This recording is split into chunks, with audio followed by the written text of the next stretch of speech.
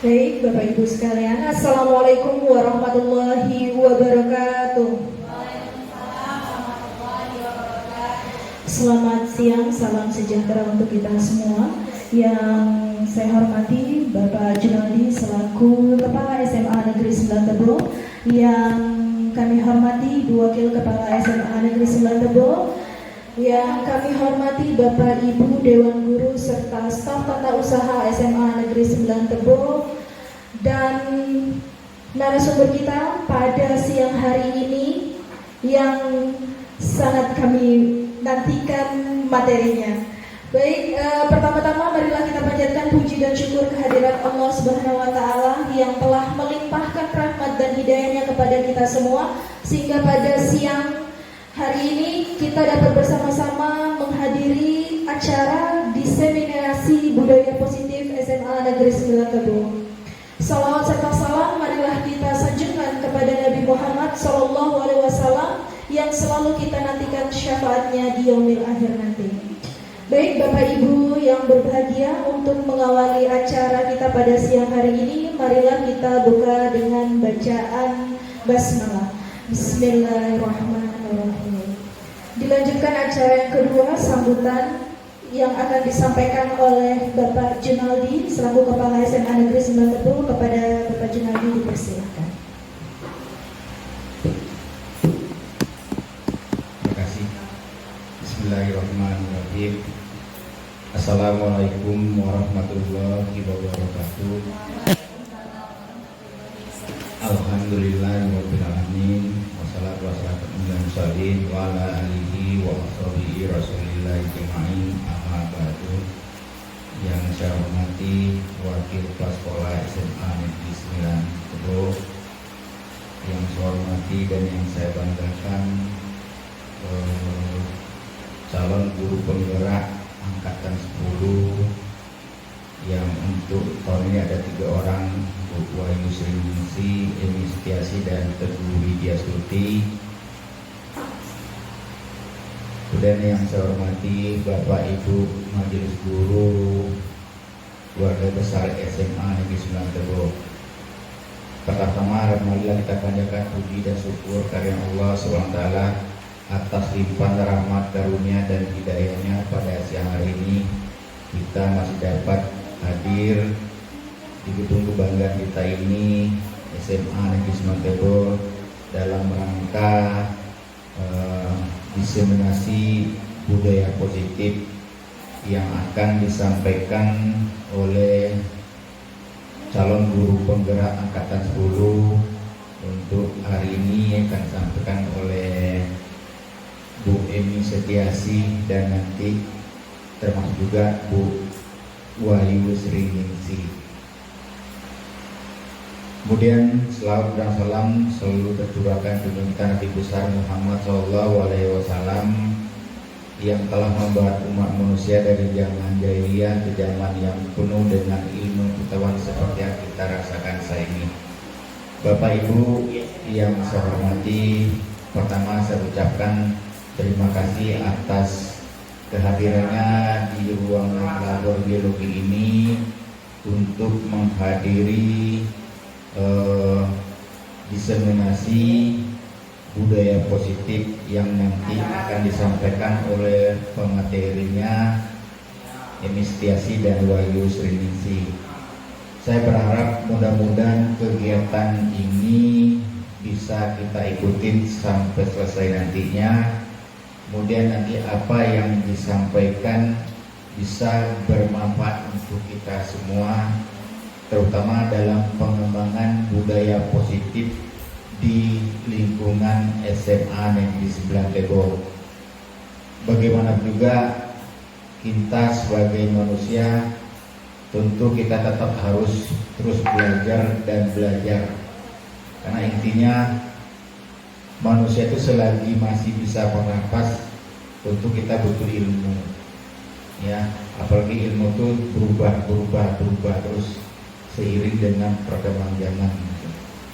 Yaitu, kemudian saya berharap kegiatan itu betul-betul bisa memotivasi kita untuk ke depan mungkin bagaimana lingkungan belajar di sekolah kita bisa nyaman dan aman gitu, dan menyenangkan untuk peserta didik gitu.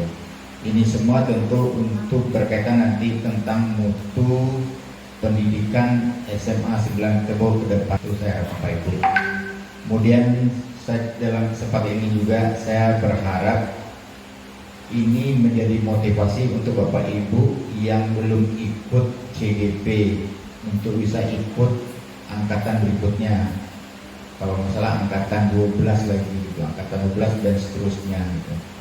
Karena kalau angkatan 11 kalau nggak salah tinggal menunggu kegiatannya gitu. Jadi berharap ikutilah Bapak Ibu semuanya. Dan ini bukan sebatas diikuti oleh Bapak Ibu yang PNS dan P3 saja. Ya, semuanya berkesempatan untuk ikut. Ya.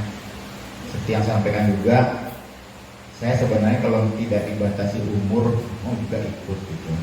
Cuman kan kalau sekolah kan dibatasi oleh umur gitu. Cuman informasi terakhir sekarang kan tidak dibatasi umur lagi gitu. Kemarin kan kalau salah kan umurnya harus di bawah 50. Nah, mudah-mudahan itu.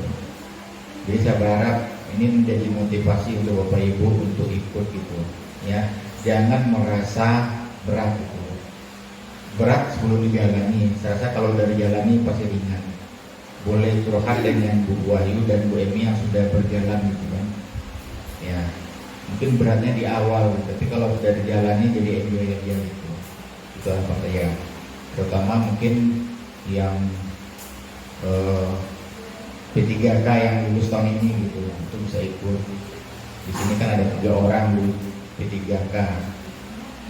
Bu Iri, Bu Tira, dan Pak Onggi gitu. Mudah-mudahan saya berharap bisa ikut di angkatan 12 itu.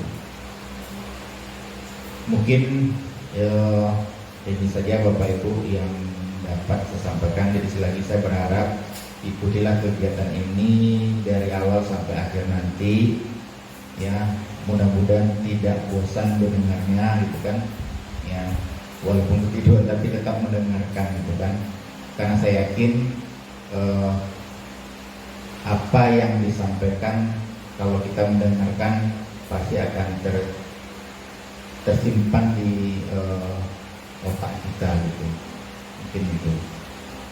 Mungkin dalam kesempatan ini saya juga mohon maaf pertama untuk TGP, Bu Emi dan Bu Wahyu, saya tidak bisa mengikuti kegiatan sampai selesai nantinya karena saya berbagi tugas juga dengan adik saya, karena saya satu-satunya yang di Bojang kebagian terus merawat orang tua. Jadi hari ini saya mesti mengantar orang tua saya untuk berobat ke Morobudur.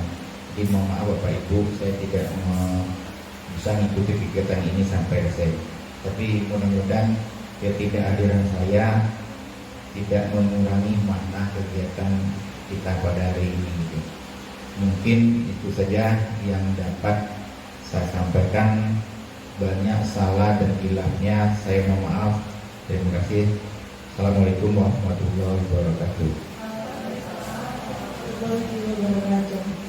Baik, terima kasih kepada Bapak Junaldi yang telah memberikan sambutannya. Acara selanjutnya, acara inti yaitu diseminasi budaya positif SMA Negeri 9 Tebo yang akan disampaikan oleh Ibu Eni Setiasi dan merupakan CGP Angkatan 10 Kabupaten Tebo. Kepada Ibu Eni Setiasi dipersilahkan.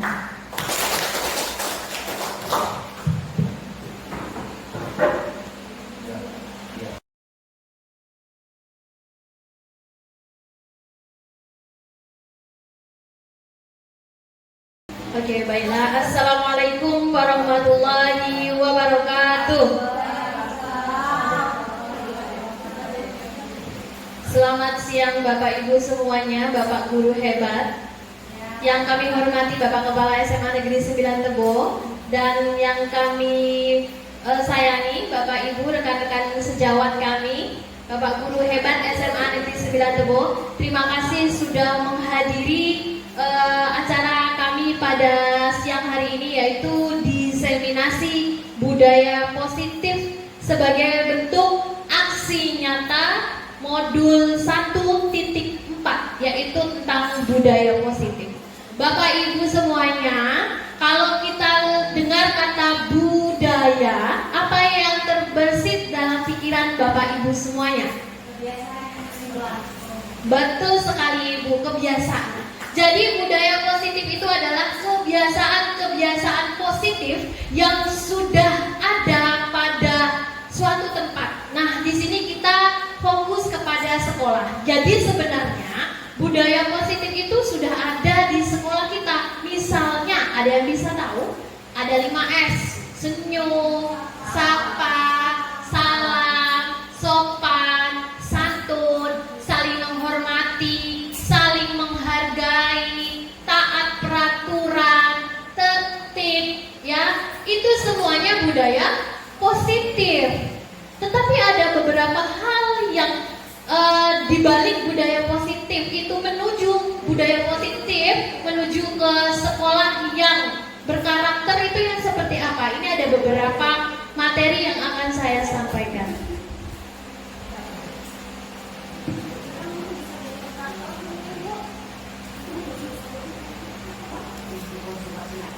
Nah, coba lihat Bapak Ibu, ini ada pertanyaan pemantik nih. Setuju atau tidak setuju? Yang pertama, hukuman dapat mendisiplinkan anak. Setuju. Ibu Wahyu mungkin bisa tahu alasannya saya gimana setujunya bahwasanya hukuman itu dapat mendisiplinkan anak. Diberi hukuman bisa jadi dia akan taat dengan peraturan yang sudah ditetapkan di sekolah Ibu. Cek. Berarti gara-gara didisiplinkan anak jadi taat dengan aturan. Begitu ya? Ya, oke. Kita ini tergantung diri kita masing-masing. Jangan takut benar atau salah. Yang kedua, pemberian hukuman dengan hal positif seperti membaca atau membersihkan halaman sekolah dapat meningkatkan disiplin anak. Setuju. Kenapa Ibu Hani? Jika setuju, berikan alasan Anda. Hal yang positif jika diberikan dengan bentuk yang positif, hasilnya juga positif. Positif. Oke. Baik, terima kasih Ibu Hani. Oke, ini ya hukuman ya. Ya, ini nomor 1 juga hukuman, nomor 2 juga berupa hukuman. Yang ketiga, memberi penghargaan dapat meningkatkan motivasi belajar anak. Setuju? Tidak. Kenapa Bapak? Silakan. Terima kasih kesempatannya. Pengalaman saya pribadi, pada suatu hari seorang anak itu dia ulangan dapat 80. Nah, besoknya itu ketika saya kasih instruksi itu dia berlaku sebagai peran antagonis, sebagai pengkhianat. Wih, kenapa Bapak? Jadi kami buang setelah kebanggaan itu akan timbul pengkhianatan. Penghargaan itu membuat anak berkhianat, ya. Nanti kita bedah Pak, satu-satu kira-kira kategorinya mana saja yang benar gitu ya. Kita lihat nanti jawaban Bapak Ibu semuanya. Nanti ada di materi. Lanjut itu. Nilai-nilai kebajikan universal. Kebajikan itu apa ya? Kebajikan, kebaikan. Ayo Bu, lanjut Bu. Nilai-nilai kebajikan. Nah, ini siapa ini yang bertanya? Saya punya suatu ilusi atau demonstrasi tentang perubahan paradigma. Mungkin Ibu Sri Purwanti anggap Ibu punya sesuatu yang berharga dan kepalkan tangan Ibu. Silakan Bu, kepalkan tangan. Di dalam tangan tersebut ada sesuatu yang berharga yang tidak boleh orang lain tahu. Nah, silakan Ibu Wahyu Sriningsih, bagaimana merayu Ibu Sri Purwanti supaya Ibu ini kira-kira bisa tidak membuka kepalan tangannya. Ayo, silakan. Mana dengan berkata-kata, nanti pokoknya terserah ibu. Terbuka atau tidak? Bu Sri Purwanti, boleh nggak saya meminta sesuatu yang ada di kepala ibu? Tidak. Kenapa Bu? Benar nggak? Kalau misalnya saya sogok deh Bu, saya nanti traktir ibu ke kantin, boleh nggak tahu isi dari genggaman ibu itu apa? Nggak berhasil Bu. Nggak berhasil, Bu. Sudah saya suap juga tidak mau ternyata. Ayolah Bu, sekali aja lihat, sekali aja Bu. Tidak. Tidak berhasil Ibu. Baik, terima kasih Bu Ayu. Baik, itulah simulasi dari apa yang kita bisa ambil makna dari kepalan tangan yang digenggam oleh Ibu Sri Purwanti. Ada yang tahu? Bapak Ibu semuanya? Tentang apa ini? Kontrol diri. Jadi, menurut teori Gosen, lanjut Ibu. Ini ada beberapa ilusi kontrol, lanjut aja. Ilusi kontrol mengontrol murid. Nah, ini kita langsung kontrol diri sendiri, langsung Bu. Ini dia, stop. Siapakah sesungguhnya yang memiliki kontrol? Kita lihat Ibu. Kalau stimulus respon yang tadi, misalnya orang belum mempunyai teori kontrol, kita mencoba mengubah orang agar berpandangan sama dengan kita. Seperti kita berpandangan sama dengan peserta didik. Kita terkadang sama memandang peserta didik kita untuk sama dengan kita. Ya kan? Kita bisa bangun jam 5 pagi. Terus kita bilang sama peserta didik kita, anak-anak, kita harus bangun jam 5 pagi. Tapi kita tanpa tahu alasan mereka yang sesungguhnya. Terus kemudian kalau menurut teori kontrol, semua perilaku memiliki tujuan dan hanya Anda yang bisa mengontrol diri Anda, bukan orang lain. Ya, jadi Bapak Ibu, teori kontrol itu adalah kita sendiri yang bisa memiliki kontrol diri kita. Kita mau disiplin, kita mau bertanggung jawab, kita mau menumbuhkan nilai-nilai kebajikan, itu yang bisa menumbuhkan hanya diri kita sendiri, bukan dari orang lain. Lanjut Ibu. Nah, ini teori disiplin positif ini teorinya adalah dari William Glasser sendiri. Lanjut. Nah, untuk selanjutnya, Ibu, Bapak, ini dia kata disiplin. Disiplin itu artinya belajar. Makna asal dari kata ini berkonotasi dengan disiplin diri dari murid-murid Socrates dan Plato, itu dari asal daerahnya. Namun pada budaya kita kenyataannya adalah makna kata disiplin telah berubah menjadi sesuatu yang dilakukan seseorang pada orang lain untuk mendapatkan kepatuhan. Kecenderungan umum adalah menghubungkan kata disiplin dengan ketidaknyamanan, bukan dengan apa yang kita hargai atau pencapaian suatu tujuan mulia. Terbukti Bapak Ibu, kita disiplin selama ini itu karena apa? Karena takut ditegur, karena itu peraturan, karena dipandang sebelah mata oleh kawan yang datangnya pagi. Stimulus responnya dari situ. Berarti disiplinnya itu belum dikatakan sebagai disiplin yang tumbuh dari diri kita. Lanjut Ibu.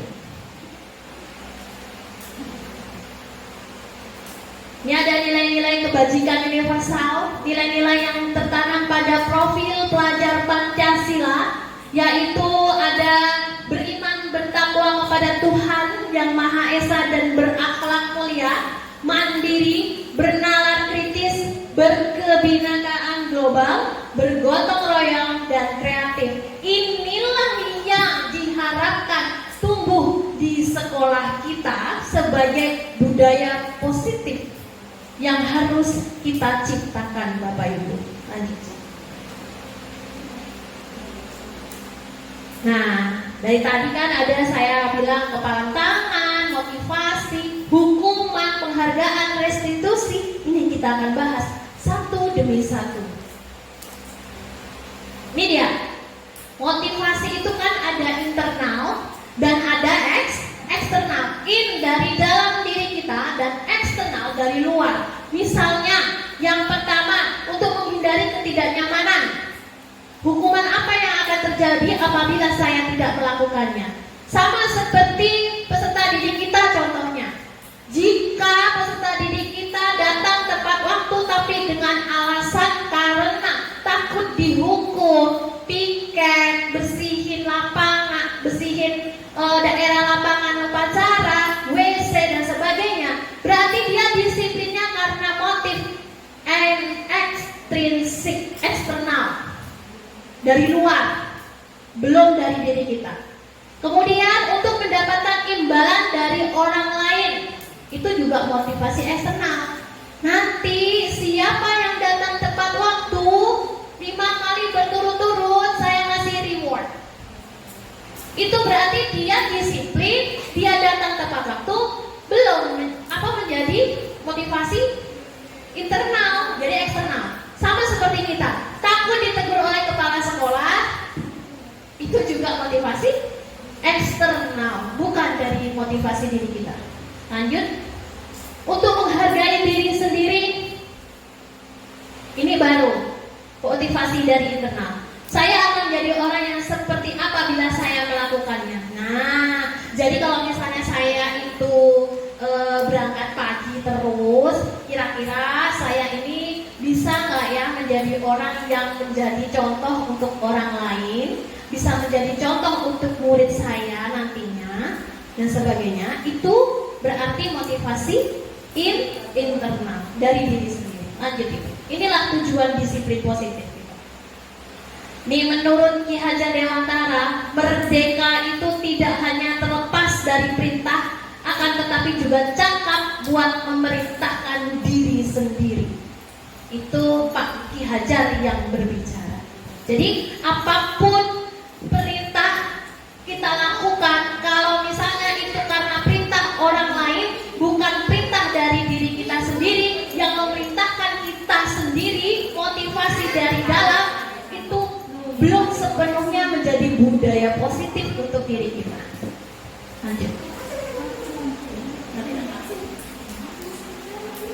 Nih, ada kalimat bahwasanya dihukum oleh penghargaan. Ini yang tadi Pak Maryanto mengatakan bahwa penghargaan beliau tidak setuju karena bisa menumbuhkan peran antagonis yang di dalam dirinya.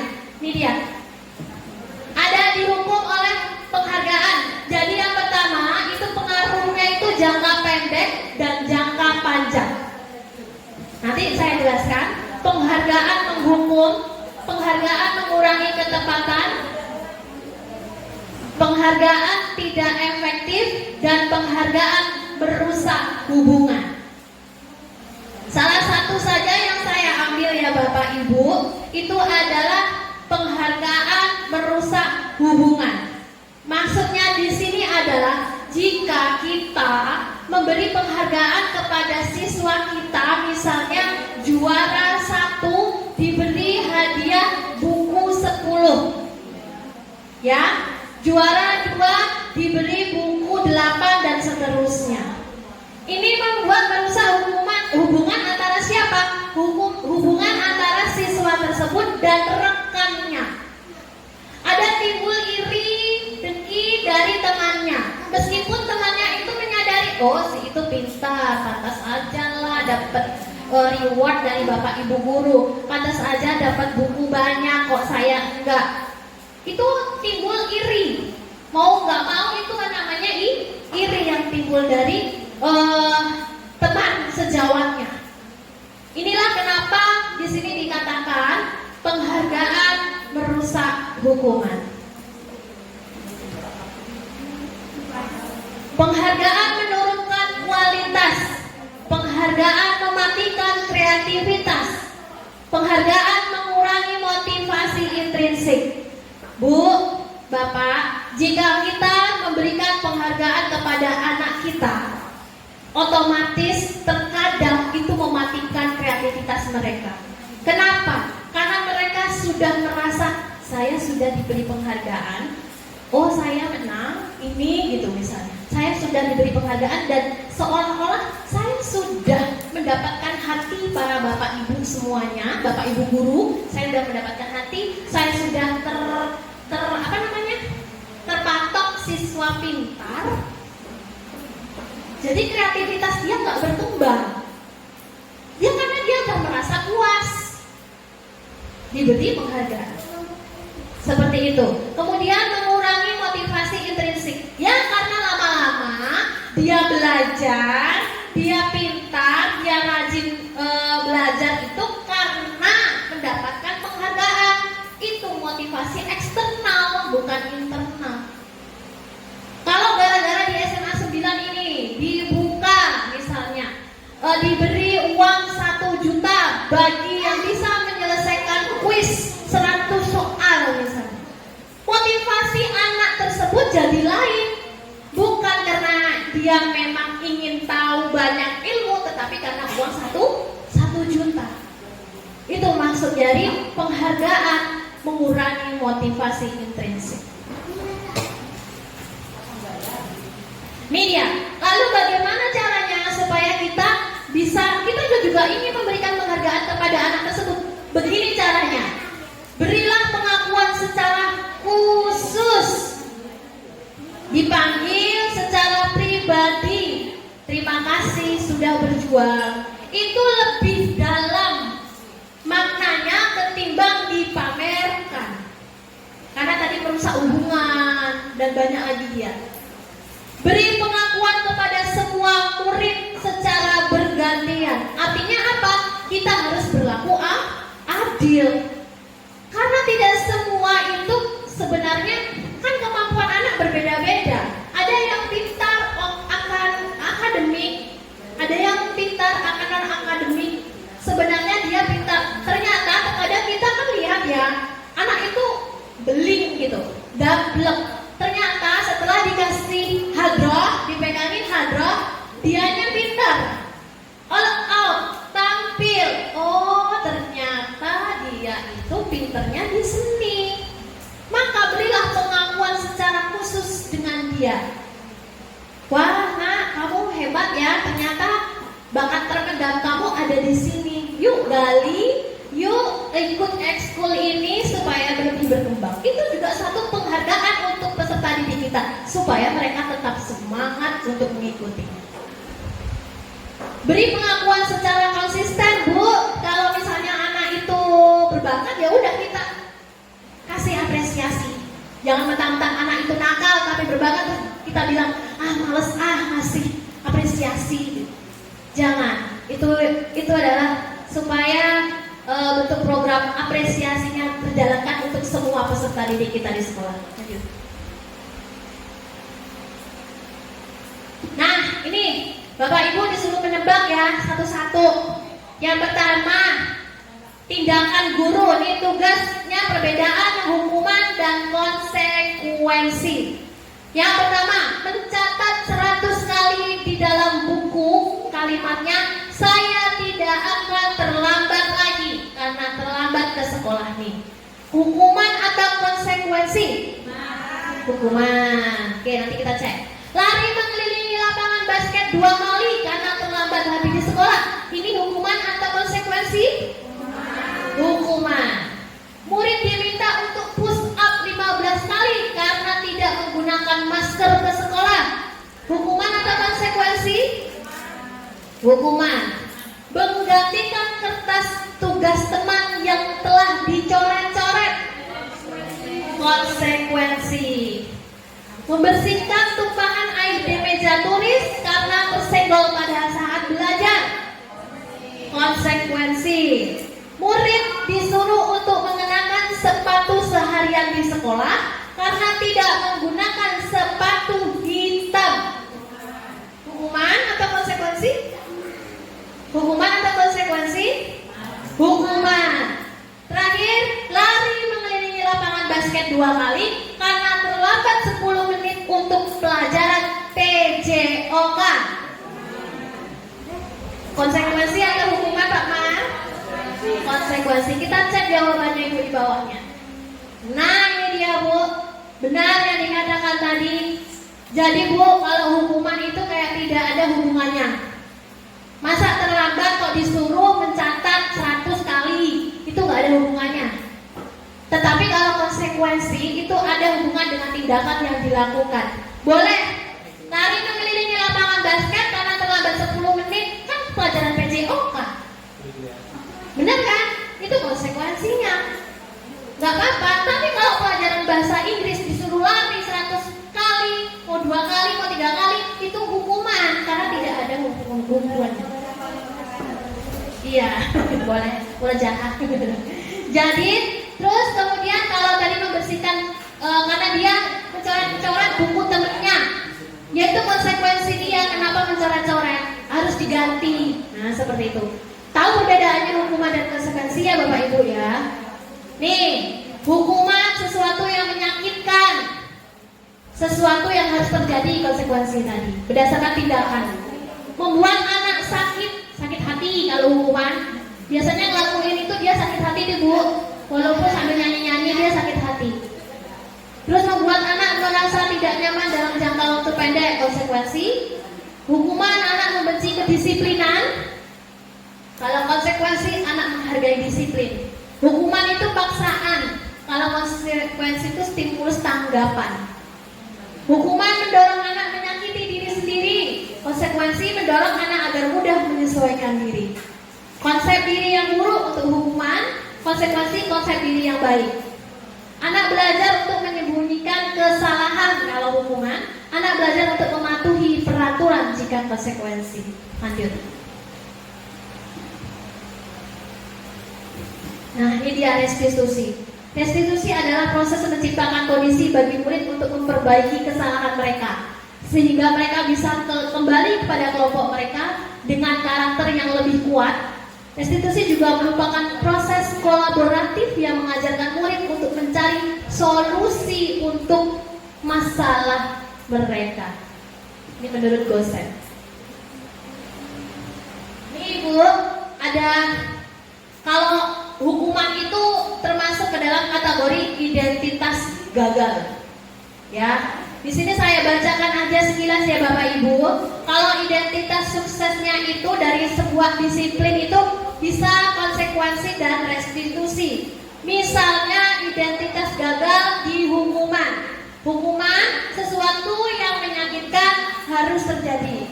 Kalau konsekuensi sesuatu yang harus terjadi. Jika restitusi merupakan pilihan. Lanjut, kalau hukuman tidak nyaman untuk murid. Kalau konsekuensi untuk jangka waktu yang panjang kalau hukuman. Kalau konsekuensi tidak nyaman untuk murid untuk jangka waktu yang pendek. Mungkin waktu anak mencoret-coret buku temannya disuruh konsekuensinya adalah mengganti buku temannya. Itu paling hanya waktu jangka pendek dia agak menggerutuk gitu di dalam dirinya. Habis itu dia udah fine dan menyadari kesalahannya. Restitusi yaitu menguatkan untuk murid anak dalam jangka waktu yang panjang. Lanjut Ibu. Ciri-ciri restitusi bukan untuk menebus kesalahan, namun untuk belajar dari kesalahan. Memperbaiki hubungan. Tawaran bukan paksaan. Restitusi menuntut untuk melihat ke dalam diri. Restitusi mencari kebutuhan dasar yang mendasari tindakan. Restitusi diri adalah cara yang paling baik. Restitusi fokus pada karakter bukan tindakan. Restitusi fokus kepada solusi. Restitusi mengembalikan murid yang berbuat salah pada kelompoknya. Nanti akan kami berikan contoh bagaimana memberikan restitusi kepada peserta didik. Selanjutnya, yaitu keyakinan kelas. Ibu-ibu, bapak-bapak, keyakinan kelas ini adalah dia beriringan dengan peraturan kelas. Jadi keyakinan itu adalah kalimat positif. Kalau peraturan kan kalimatnya ada negatif berupa larangan. Dilarang ribut, dilarang membawa handphone ke kelas misalnya. Nah, keyakinan itu adalah nilai yang keluar dari suatu peraturan. Misalnya, mengapa kita memiliki peraturan harus menggunakan helm? Karena nilai keyakinannya apa? Demi keselamatan. Jadi keyakinannya itu muncul keselamatan dan tanggung jawab. Lanjut Ibu, nanti ada contoh yang berikutnya. Nah, ini dia. Ini keyakinan budaya apa Ibu yang warna pink Bu? Keperaturan kelas. Dari peraturan kelas misalnya mengembalikan buku tepat waktu. Berarti muncullah keyakinan kelasnya adalah tanggung jawab. Baru dia menjadi lingkungan yang positif. Jika sudah bertanggung jawab semua peserta didik kita, itu menjadi budaya. Sudah suatu kebiasaan. Lanjut. Ini dia ada kesepakatan kelas. Kami guru dan murid yang saling menyayangi. Yang mana yang merupakan keyakinan kelas nih? Ada dua, kesepakatan dan keyakinan. Lanjut Bu, di bawah Bu. Kami murid yang bersemangat. Nah ini dia Bu, kita langsung ke contoh kasusnya Ibu-ibu. Lanjut ya Bu, selalu mengembalikan buku ke tempatnya. Kira-kira keyakinan kelas yang muncul itu apa? Keyakinan kelas itu nilai positif kalimatnya, nilai kebajikan, nilai kebaikan. Selalu kembalikan buku ke tempatnya, misalnya tanggung jawab. Terus kemudian ada dilarang mengganggu orang lain. Apa keyakinannya? Menghargai orang lain atau menghormati. Hadir di sekolah 15 menit sebelum pembelajaran dimulai. Apa? Tanggung jawab, boleh. Menghargai orang lain juga boleh.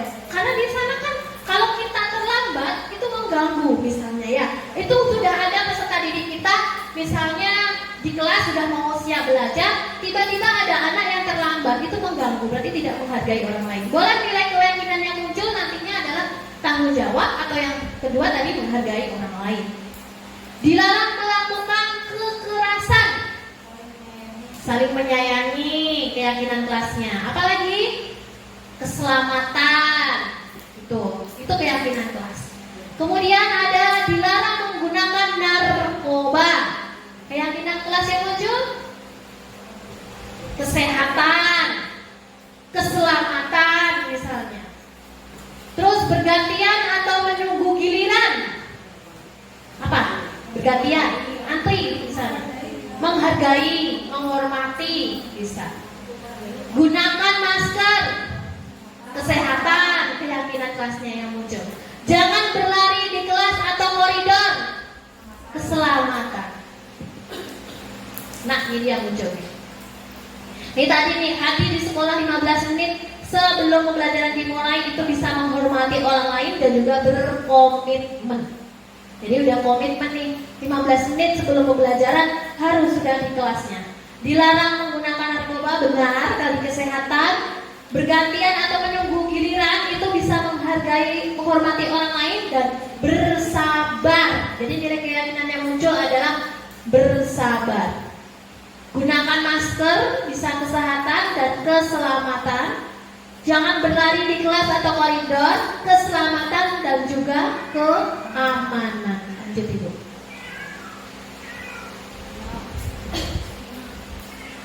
Kebutuhan dasar manusia. Lanjut Bu, bawahnya. Ibu, Bapak, kebutuhan dasar manusia. Ini manusia ya Bu. Peserta didik kita juga manusia. Ada yang namanya kasih sayang dan rasa diterima. Kemudian ada penguasaan, kesenangan, dan kebebasan. Bu, kalau anak kita melanggar, misalnya dia ribut di kelas, ganggu temennya, kira-kira kebutuhan dasar apa yang dia inginkan? Kebutuhan apa yang dia rasakan saat itu? Yang mana? Bisa kesenangan, dan juga kebebasan. Jadi ada alasannya mengapa kita melakukan restitusi nantinya untuk peserta didik yang melakukan kesalahan. Karena kita melihat dari 5 kebutuhan dasar manusia. Anak kita pacaran terus misalnya, kita nge-gap anak mereka pacaran misalnya. Ternyata mereka itu punya dasar kebutuhannya itu adalah kasih sayang. Mungkin di rumah kurang kasih sayang orang tuanya, sehingga dia mencari kasih sayang dengan yang lainnya. Kita harus mencari tahu itu. Kita tidak boleh, kamu salah, kamu begini. Cari tahu dulu penyebabnya. Mana tahu terkadang aktivitas dari rumah broken home dan sebagainya itu juga bisa menyebabkan dari kurangnya kasih sayang. Kesenangan. Sudah sering kan melihat peserta didik kita di sekolah saat kita mengajar tiba-tiba dia nyanyi di belakang, tiba-tiba dia main game di belakang. Sudah sering begitu kan Ibu ya? Itu karena mereka punya kebutuhan dasarnya itu apa yang dia butuhkan saat itu. Kesenangan, kebebasan yang gak mau diatur. Itu hal yang normal dan wajar. Jadi kita kadang-kadang juga seperti itu. Di kantor sambil menunggu jam masuk kita, jamnya masih jam 10, ke ini setengah 10, kadang kita bisa dengerin musik. Karena kita kebutuhan dasar hidup kita suntuk, googling, media sosial, berbicara dengan yang lainnya, nonton drama Korea, itu juga kebutuhan. Setuju ya Bu? Jadi kita nantinya kembalikan ke diri kita jika melihat peserta didik kita yang seperti itu. Kulik informasi, intervensi dia selama 30 detik, nanti akan ada kami berikan tipsnya. Lanjut. Nah, ini dia 5 posisi kontrol dari seorang guru. Lanjut. Nah, ada yang namanya penghukum. Ciri-cirinya menghardik, menunjuk-nunjuk. Sering seperti Ibu, seperti itu Bu? Sering, Masya Allah. Kemudian kalau penghukum, kalau kamu tidak melakukannya, awas ya, rasakan. Awas kalau kamu seperti itu. Itu posisi guru penghukum. Lanjutnya penghukum Bu. Hasilnya apa berarti Bu? Memberontak, menyalahkan orang lain, berbohong. Dia nyalahin orang lain Bu hasilnya. Dia tidak pernah berkaca pada diri dia sendiri. Kemudian kaitannya dengan dunia berkualitas apa? Murid melakukan, guru di luar dunia berkualitas melakukannya gitu. Terus muridnya berkata, biarkan saja ke bawah Bu. Nanti juga marah-marah lagi. Ya, endingnya seperti itu. Jika anak dihukum dengan menghardik-hardik, kadang-kadang anak bodoh amat, nanti juga kayak gitu lagi, nanti baik lagi, nanti begitu lagi, marah, begitu aja terus. Memang tugasnya Bu Emi itu begitu, marah-marah terus. Ya, itu pembuat menghukum. Lalu yang kedua, posisi kita membuat anak merasa bersalah. Ini kita sering sekali melakukannya baik di sekolah maupun kepada anak-anak kita sendiri di rumah. Kemudian ini ada guru berceramah. Seharusnya kamu itu tidak begitu nak. Ibu kecewa sekali sama kamu. Yang mana yang membuat merasa bersalah? Ya, bilang seperti itu. Ibu kecewa lagi sama kamu. Berarti anak bagaimana? Murid melakukan dulu dalam dunia berkata, maafkan saya Bu. Nah itu sudah merasa bersalah. Jadi jangan bangga Ibu kalau misalnya anak bilang, maaf Bu, maafkan saya Pak, saya salah. Itu sebenarnya jauh dari lubuk hati yang paling dalam, dia itu merasa tersakiti. Ya. Kemudian ada posisi kontrol sebagai, lanjut atas dulu, ke atas sedikit. Teman. Kalau teman, ini juga sering nih kita ya. Ini merayu siswa, membuat alasan-alasan yang membuat siswa menuruti kata-kata kita. Misalnya, ayolah, lakukan itu demi ibu, gak boleh lah kayak gitu, nanti kamu kualat loh. Bantulah, tolong sebentar aja nak. Itu posisi sebagai teman, tetapi efeknya apa? Anak menjadi murid menemukan sebagai guru yang sangat penting di dunia berkualitas, lemah, tidak mandiri dan tergantung sama kita. Ibu tuh kan teman kita, gak apa-apa. Terlambat sama ibu itu gak apa-apa, temen. Akibatnya apa? Kita merasa disamakan dengan teman mereka. Itu posisi kontrol. Ya, yang selanjutnya adalah pemantau. Pemantau itu menghitung dan mengukur. Misalnya gini, kita sebut saja nama murid kita, siapa ya namanya? Audi. Kamu itu saya lihat di absen sudah 5 kali absen Alfa, 3 kali izin, berturut-turut sakit, bener gak? Itu pemantau. Dia rajin sekali mengulik-ngulik peserta didiknya. Iya Bu, benar. Tapi itu pemantau Bu jatuhnya. Nanti efeknya apa Bu? Ada efeknya Bu. Apa peraturannya? Menyesuaikan diri. Berapa banyak bintang yang saya peroleh? Jadi kayak misalnya gini. Kalau misalnya dia itu mengharapkan penghargaan dari gurunya jadinya. Wah hebat ya, kamu gak ada alfanya, bagus. Yeay, saya dihargai oleh Ibu Murli misalnya, bagus. Kadang-kadang gini, kamu disuruh pakai baju olahraga. Kalau guru olahraga biasanya gitu ya. 3 kali kamu tidak pernah pakai pakaian olahraga dengan saya, misalnya seperti itu. Itu posisi pemantau. Lalu yang terakhir yaitu posisi manajer. Paling diharapkan Bapak Ibu sebenarnya kita berada di posisi manajer. Apa itu bagaimana caranya supaya kamu memperbaiki kesalahan? Jangan kita yang bilang kamu salah, gak bagus, nanti kamu harus begini ya.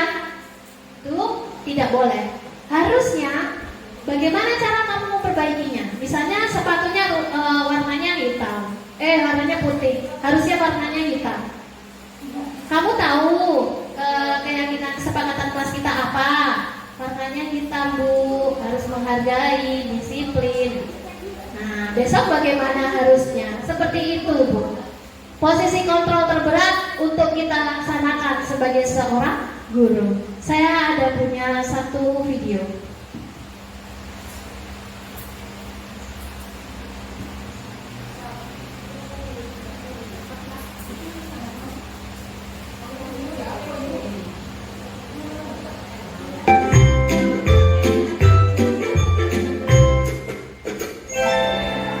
Ada contohnya Ibu. Seperti apa kita selama ini?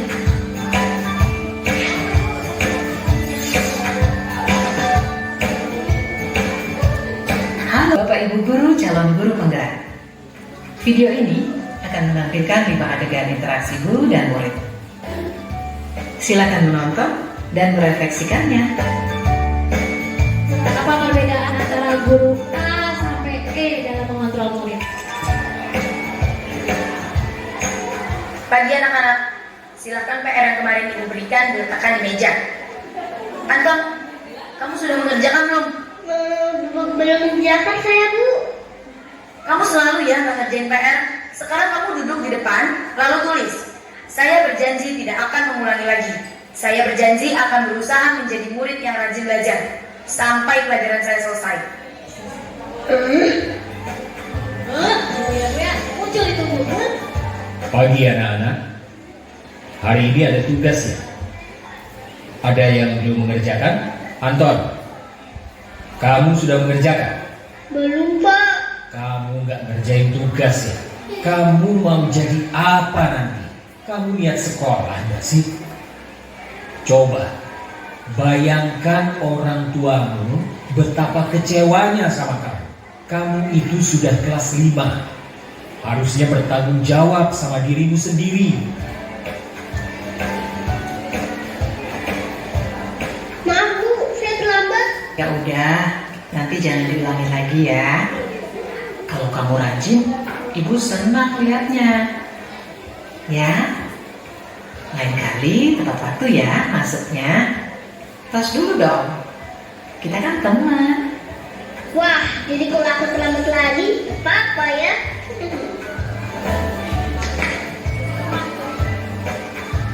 Kamu kok nggak pakai baju olahraga? Bapak catat kamu sudah 3 kali loh nggak ikut olahraga bulan ini.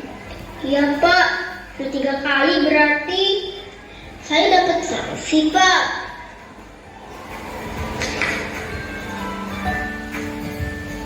Ini, Bu, saya mengumpulin tugas. Maaf ya, Bu, saya terlambat mengumpulin tugas. Kenapa kamu terlambat mengumpulkan tugas? Iya, Bu, saya kalau sore bantuin Ibu jaga warung, nggak sempat ngerjain tugas. Kira-kira nih, apa yang bisa kamu perbaiki supaya kamu bisa mengerjakan tugas tepat waktu? Coba, kapan biasanya kamu membantu ibu jualan? Jam 6 sampai jam 8 malam, Bu. Bagaimana kalau kamu membuat jadwal? Kapan kamu akan mengerjakan tugas? Oh gitu ya, Bu. Saya coba deh, Bu. Terima kasih, Bu. Bapak Ibu semuanya, dari kelima contoh guru tadi, kira-kira yang manakah posisi kontrol kita selama ini? Yang pertama tadi menghukum, ya, langsung deh dia nunjuk-nunjuk kamu ini, nah seperti itu. Yang kedua tadi adalah pembuat merasa bersalah. Dengan tanpa kita sadari, Bu, kita sering melakukannya. Terkadang anak malas sekolah, kita panggil terus kita suruh ngebayangin gimana orang tuanya di rumah bekerja. Itu sebenarnya pembuat merasa bersalah kita selama ini. Yang ketiga adalah posisi teman. Ini banyak disenangi oleh peserta didik, tapi efeknya nggak bagus. Bisa kita terapkan? Bisa, tetapi lihat situasi dan kondisi, Bu. Untuk tidak seterusnya kita bisa diperkenankan menggunakan posisi kontrol sebagai teman. Yang kedua tadi adalah tempat pemantau. Langsung dicatat berapa kali kamu berarti kena sanksi. 3 kali terlambat kamu bersihkan WC. Sering ya, Bu? 3 kali nggak bersihin PR. Nggak ngerjakan PR. Nah, disuruh ngapa Pak Karyanto kalau tidak mengerjakan PR, Pak? Biasanya, Pak? Disuruh menyusul. Manajer masih lumayan ya kalau disuruh menyusul. Tapi ada kadang kita memberikan sanksi yang tidak sesuai dengan tugas tindakannya sebagai seorang guru dan peserta didik. Lanjut, Bu.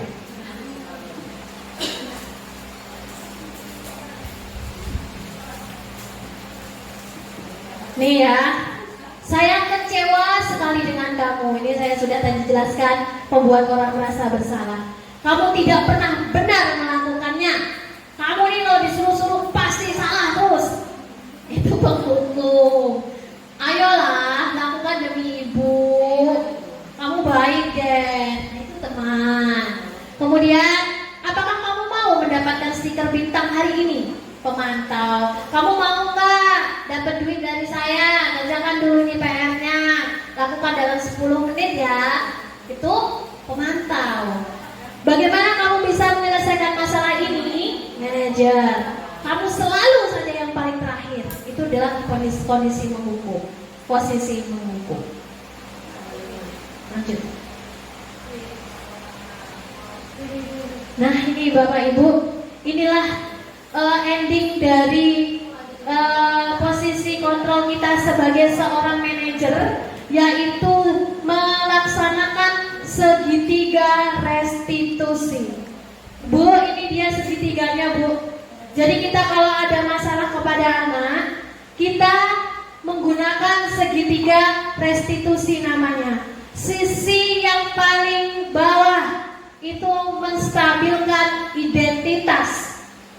Kemudian sisi kanan validasi kebutuhan, dan sisi yang paling kiri adalah apa namanya?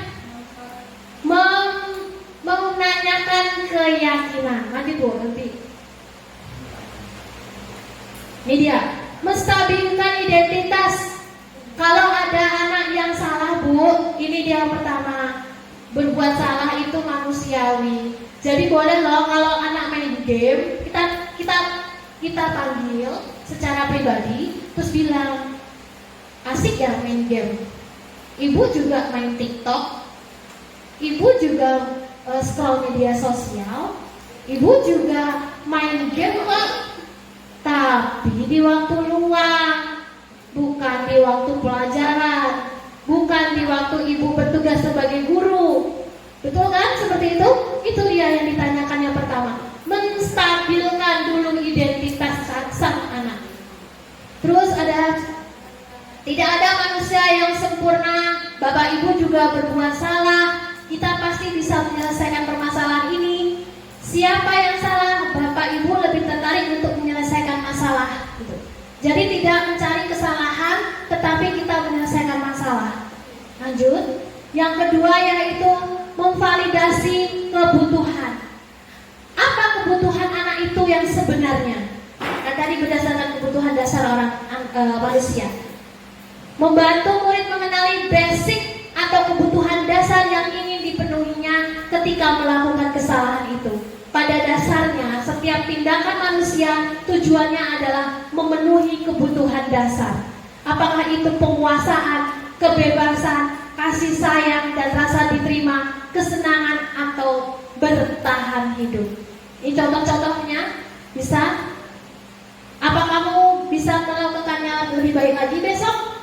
Jangan diulangi seperti itu. Maukah kamu belajar cara lain untuk mendapatkan yang kamu butuhkan tanpa harus memukul? Mungkin kalau lagi memukul kawannya. Apa yang penting bagi kamu dan sebagainya. Kemudian yang ketiga yaitu menanyakan keyakinan. Anak melihat kesalahannya dihubungkan dengan norma sosial dan nilai-nilai yang mendasari manusia berinteraksi dengan orang lain. Nah, inilah pentingnya membuat kesepakatan kelas. Jadi kalau anak melakukan kesalahan, kita bisa menghubungkannya dengan kesepakatan kelas yang sudah ada. Apa nilai yang dipercaya di sekolah kita? Nilai kebajikan apa? Misalnya kalau dia ribut, berarti saling menghormati, Bu. Nah, apa nilai-nilai yang kita sepakati di kelas? Saling menghormati, saling menghargai. Berarti dengan tidak secara sadar kita menyadarkan peserta didik untuk mencari tahu masalah yang ada pada dirinya. Kamu ingin jadi anak yang seperti apa? Saya ingin jadi anak yang begini. Oh, jadi kita tahu masalahnya yang sebenarnya dia membutuhkan apa. Lanjut. Nih bisa. Apakah kamu ingin berbuat lebih baik? Ini intervensinya. Bagaimana bertanya dengan si anak. Apakah saat ini kamu sedang menjadi orang yang sedang kamu inginkan? Apakah wajar membuat kesalahan? Bisakah kita memperbaikinya? Nah, sebenarnya ini adalah kalimat-kalimat lembut yang bisa kita sampaikan kepada peserta didik dibanding kalimat-kalimat penghukum. Sebelum kita mengakhirinya, saya juga punya satu video lagi bagaimana cara untuk mengontrol dan memposisikan diri kita sebagai posisi manajer.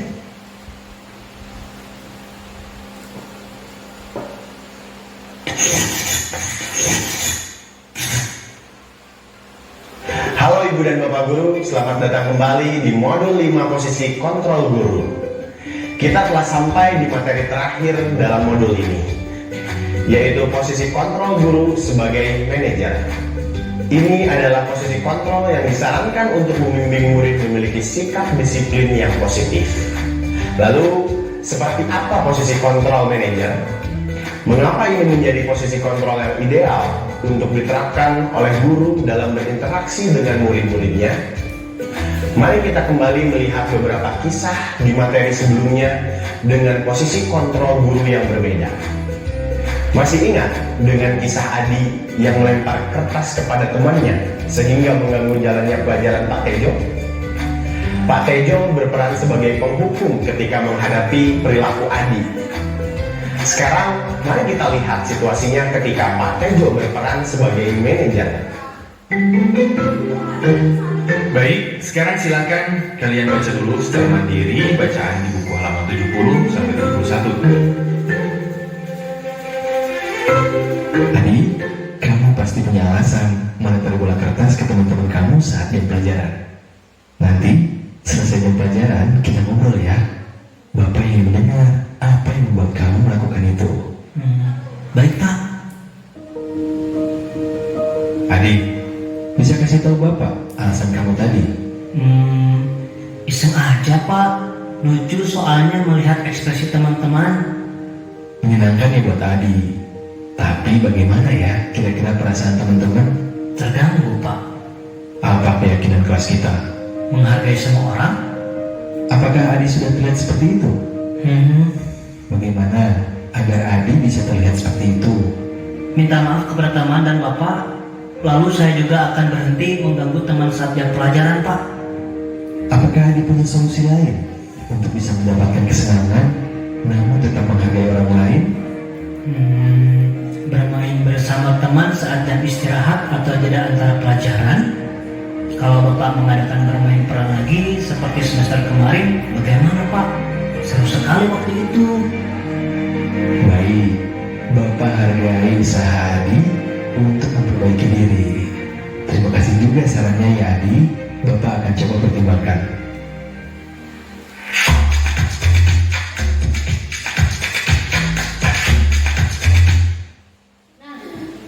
Ibu-ibu semuanya, semakin kesini kita semakin sadar bahwasanya selama ini kita salah. Kita salah menempatkan posisi kita di depan murid-murid kita. Semoga dengan diseminasi budaya positif, penyebaran budaya positif di sekolah kita akan semakin tercipta dan terwujud. Dan kita ubah posisi kontrol kita, orang guru yang berposisi sebagai manajer, bukan penghukum, bukan pula pembuat rasa bersalah, dan tentunya boleh menjadi teman, tetapi tidak semuanya kita bisa, tidak semua peserta didik kita bisa jadikan teman. Kita harus bisa memilah-milah. Sekian dari saya, lebihnya saya mohon maaf yang sebesar-besarnya. Jika ada salah, saya akhiri. Wabillahi taufiq wal hidayah. Wassalamualaikum warahmatullahi wabarakatuh.